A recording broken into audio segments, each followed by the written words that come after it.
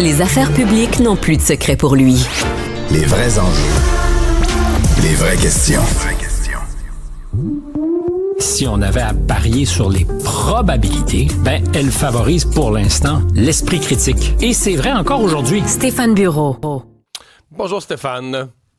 Mario, bonjour. Voilà, des semaines qu'on parlait de ça, mais là, c'est officiel. Il y a une entente entre les États-Unis et l'Ukraine. On dit sur les terres rares, les minéraux critiques, l'exploitation des ressources.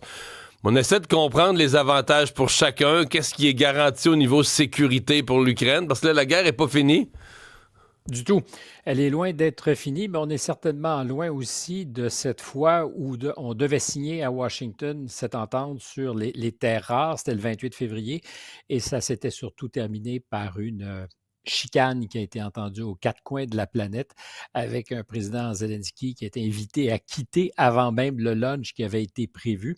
Et depuis, parce que... On n'a jamais su qui avait mangé ce lunch-là, finalement. À qui était... L'équipe de M. Trump, je pense qu'il restait beaucoup d'Ukrainiens pour déguster les sandwichs pas de croûte qui avaient été préparés. Et là, on a une entente signée. Première constatation, ni M. Zelensky ni M. Trump sont sur la photo. Donc, c'est Scott Bessent, qui est le secrétaire au Trésor, qui en ce moment est en ascension en termes de personnage d'influence autour du président, sur les questions commerciales, évidemment, sur les avertissements qui auraient été lancés en coulisses au président. Est-ce qu'il y a besoin d'être averti? Bien, sur le marché obligataire, les possibles risques de dérape. Donc, un personnage de plus en plus influent qu'on voit de plus en plus aussi. C'est un des premiers qui avait été envoyé d'ailleurs en Ukraine pour commencer à paramétrer cette entente qui était revenue bredouille. Et le président avait dit, on n'arrivera jamais à s'entendre avec les Ukrainiens. Or, c'est signé. Qu'est-ce qu'on y retrouve? Parce que là, il faut se fier à la parole de ceux qui ont signé. La vice-présidente ukrainienne, M. Bessent, on n'a pas vu le détail de l'entente. D'abord, ce n'est pas une entente sur les terres rares et les minerais critiques. C'est ça, à terme. Mais évidemment, avant qu'on les exploite, ça va prendre des années et peut-être plus que des années, des décennies, parce qu'il faut faire du repérage, des essais géologiques. Parce qu'on n'est même pas certain des quantités. Là. On sait qu'il y a des filons, on sait qu'il y a du potentiel, mais on n'est pas certain de la valeur des gisements. Et la valeur géologique de ces gisements a été la dernière fois validée ou a commencé à être explorée à l'époque de l'ex-URSS avant 1989. C'était une des promesses que faisait M. Zelensky quand il négociait ces conditions pour une victoire ukrainienne en août-septembre dernier. Puis il avait fait miroiter le potentiel pour ceux qui l'appuyaient de venir chercher en Ukraine ces fameuses terres rares qui ne le sont pas tellement, mais qui surtout sont difficiles à traiter, à raffiner et qui font beaucoup de dégâts. C'est cochon quand on se met à raffiner ces affaires-là. Il y a peu de pays qui sont tentés. Est-ce que d'ailleurs ça sera raffiné en Ukraine? C'est une question. Mais ce qui est intéressant, c'est que c'est une entente sur les ressources. On parle de gaz, on parle de pétrole et je reviens avec une affaire dont on s'était parlé, l'aluminium. Donc, les États-Unis sont dans une entente de développement et de partage de ces ressources. L'Ukraine garde la compétence sur l'exploitation, c'est-à-dire c'est eux qui décideront où est-ce qu'on peut forer, pas forer. La propriété du sol ukrainien restera ukrainien. Donc là, il y a probablement de vrais gains pour les Ukrainiens. Mais derrière ça, il y a aussi une entente sur la reconstruction de l'Ukraine. Et s'il y a une mine d'or, c'est peut-être là, y compris pour les Américains, parce que ça fait longtemps que de grands Donc, les entreprises d'ingénierie, de construction, d'infrastructure, il va y avoir de gros jobs à reconstruire l'Ukraine. Là. Il va y avoir du béton à couler. Et ce que les Américains voulaient faire, c'est d'être en position de force pour justement être aux premières loges quand on va commencer à donner des contrats si la guerre arrête. On précise aussi que toutes les puissances pays qui, de près ou de loin, ont appuyé la Russie dans le conflit ne pourront pas, de concert entre les Ukrainiens et les Américains, ne pourront pas avoir un morceau de ce gâteau-là, évidemment, qui est montré du doigt. La Chine, qui exporte aussi son savoir-faire et aime investir. Ils le font en Afrique, mais ils le font de plus en plus aussi en Europe. Fait que l'Ukraine, on dit non, c'est inaccessible. Puis, il y a une affaire, la dette, le passif, parce que dans la comptabilité de Trump, ce qui avait été donné en aide militaire et économique, c'était une dette à rembourser. Là, cette affaire-là est réglée. Il n'y aurait plus de dette pour les Ukrainiens. Du point de vue du discours politique de Trump, ça lui permet de se retourner et de dire, regardez, on a un deal, puis ce deal-là va nous donner accès à du tangible. On va se rembourser. Quand et comment, on ne le sait pas, mais ça règle la question. Maintenant, il dit, c'est plus des cadeaux qu'on a faits, on va avoir un retour sur notre investissement. Puis ça pourrait devenir aussi une espèce de cache-sexe pour le président s'il décidait d'aider militairement les Ukrainiens qui n'ont pas une scène à dépenser en ce moment. Ils sont cassés, évidemment, on le comprend. Mais s'il fallait faire de la pression, mettre de la pression sur les Russes et qu'on acceptait d'aider les Ukrainiens en augmentant l'aide militaire, pour l'instant, On elle est aurait un stoppée, prétexte, là. on pourrait dire, ben, de toute façon, ce n'est pas un don. On va se repayer. Politiquement, c'est pas mal habile. Et dans un contexte aussi où on attend les deals de M. Trump, ben, c'en est un. Il dit, on l'a eu, on l'a obtenu, on l'a gagné. Et dans la logique des deals avec tous les pays qui sont en dispute pour des raisons commerciales avec les États-Unis, tu me diras, ce n'est pas exactement la même chose, mais c'est la preuve que la méthode, encore une fois, je ne te dis pas qu'elle fonctionne, mais que dans le discours de M. Trump, la preuve que ça marche. Et s'il est capable d'enchaîner derrière ça, par exemple, une entente commerciale avec l'Inde, la Corée du Sud, il y aurait quelque chose qui se mettrait en place. Et là, politiquement, je reviens là-dessus, lui, il est affaibli. S'il n'y a pas quelque chose qui sort de son sac bientôt, il ne pourra pas continuer à dire que c'est le deal maker s'il n'y a pas de deal. Tu peux pas juste parler, il faut qu'à un moment donné, tu mettes des résultats. Est-ce qu'il va y avoir un deal avec Mark Carney? Parce que la rencontre aurait lieu à court terme. Écoute, est-ce que ça pourrait être demain, lundi? En tout cas, on parlait en dedans d'une semaine. C'est extrêmement intéressant. C'est Trump qui a annoncé que la rencontre aurait lieu bientôt. On ne sait pas qui a initié la communication dans la foulée d'élection de M. Carney. There could not be a nicer gentleman. Il ne pourrait pas avoir un gentleman plus gentil. Plus sympathique. On est très loin du gouverneur du 51e État. Ce qu'il faut comprendre, c'est qu'il s'est vraiment passé quelque chose à Mar-a-Lago quand M. Trump a été le premier chef d'État étranger à être reçu.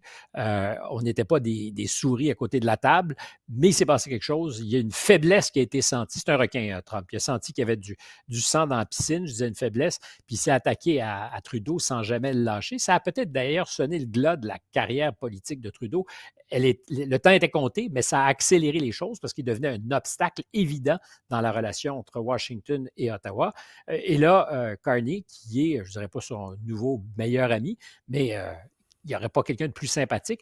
Après que Carney a dit ce qu'il a dit sur la relation avec les États-Unis, parce qu'au soir de la victoire, il faut quand même rappeler que Mark Carney dit ce sont des traîtres, on ne peut plus leur faire confiance, c'est un changement stratégique pour le Canada. Ils sont reparlés le lendemain, tout va bien, tant mieux, ça augure. Et dans cette perspective, c'est de la spéculation, mais c'est un exercice auquel des fois on se livre, on prend des risques. S'il y avait une marge, et pour Trump et pour Mark Carney en ce moment, c'est peut-être de dire on suspend les principaux droits douaniers, en attendant d'aller au bout de la négociation sur l'entente de libre-échange. L'horizon, c'était 2026. Ça donne un espace de respiration à tout le monde. Politiquement, c'est justifié. Pour l'industrie de l'automobile, ça serait une bénédiction. Ça donnerait du temps pour que tout le monde se prépare au moins, si on allait au bout de la logique de Trump. Et ça permettrait au président de dire oui, il y a une négociation, la vraie, avec le Canada et le Mexique, ça sera celle sur l'entente de libre-échange. Et dans ce contexte-là, parce que les Canadiens ont probablement peur de ce qui les guette, on va obtenir ce qu'on veut, et particulièrement des discussions sur la gestion de l'offre au pays, qui est un caillou dans la chaussure de Trump depuis longtemps. Il en parle, il va revenir là-dessus. M. Carney va se faire à l'idée, en tout cas que ça va être au menu des discussions. Est-ce qu'il va lâcher du lest? C'est la prochaine étape. Mais c'est évident aussi que Carney ne peut pas arriver victorieux avec un gouvernement minoritaire, pensant que son discours viril fera à lui seul la différence. Il reste qu'on est toujours le maringouin à côté du mastodonte. On peut juste espérer que ça se passe mieux que ça s'est passé. Mais à ce point-ci, ça semble mieux parti que ce qu'on pouvait imaginer. Finalement, un nouvel épisode de Contact. Tu vas nous parler du suaire de Turin.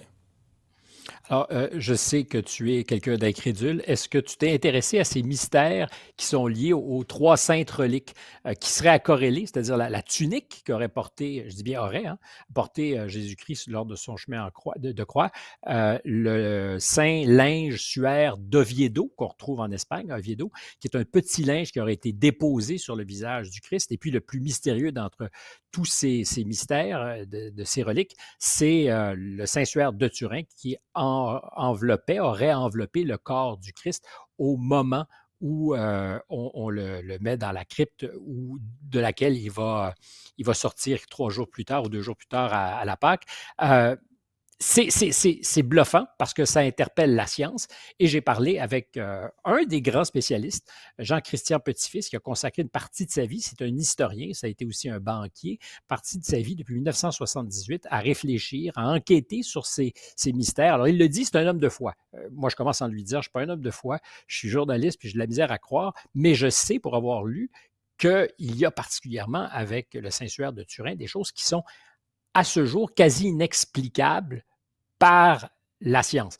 Même si la datation carbone 14 pose de vraies questions, ça ne serait pas un linge qui remonte à l'an 0 ou à l'an 33, au moment où le Christ serait mort. Mais il y a là aussi un certain nombre d'explications qui pourraient nous faire comprendre pourquoi le carbone 14 n'a pas fonctionné. Mais c'est les images, les premières faites en 1898, grâce à la photo Argentix, qui, au moment d'être développée, par le négatif, font voir quelque chose qu'on ne voyait pas, une image qu'on ne voyait pas sur le Saint-Suaire et qui ressemble vraiment au visage de quelqu'un qui pourrait être, je dis bien pourrait être ce que l'iconographie nous a fait comprendre, être la face de Jésus. Et ça, il n'y a personne qui arrive encore à déchiffrer ce mystère. L'impression sur le Saint-Linge, c'est pas de la peinture, c'est une espèce de... En fait, aujourd'hui, arriver à imprimer ça sur du linge, ça demanderait une technologie qui existe à peine à la surface du linge. C'est vraiment mystifiant, c'est le seul mot. Et les corrélations entre les trois, c'est-à-dire que les 3 saintes reliques sont imbibées d'un sang du groupe AB, très rare.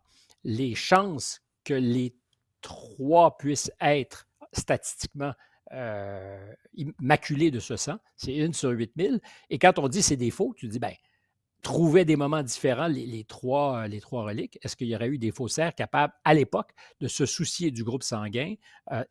Tout ça, tu rends... Alors, je n'essaie pas de te convaincre parce que je suis moi-même dubitatif, mais tout ça fait que c'est fascinant. C'était une curiosité et j'ai décidé de la satisfaire, d'autant que la Sainte Tunique, elle est visible 2 fois par siècle. Et en ce moment, en banlieue de Paris, à Argenteuil, les fidèles peuvent aller la voir. On parle de l'ostension, comme dans ce qui est ostentatoire, qui est visible. On dit que c'est d'ailleurs bien commencé. Les fidèles se massent. Donc, pour toutes ces raisons d'actualité, j'ai choisi de présenter cet entretien. Excuse-moi, j'étais bavard. Avec l'historien Jean-Christian Petit-Fils. Oui, tout à fait. Merci beaucoup.